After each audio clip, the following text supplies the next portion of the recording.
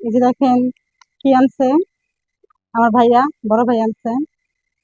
এই যে দেখেন ভেলপুরি, এই যে টক, এই যে এটা কিন্তু আপনার কম ঝাল, ঝাল ছাড়া এটা রাখি এখানে।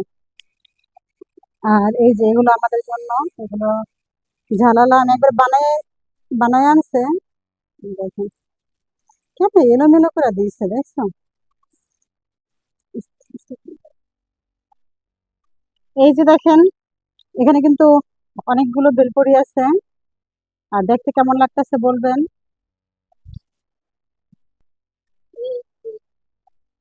একটা খাই। আপনারা কারা কারা বেলপুরি খাইতে পছন্দ করেন বলবেন। বিসমিল্লাহ।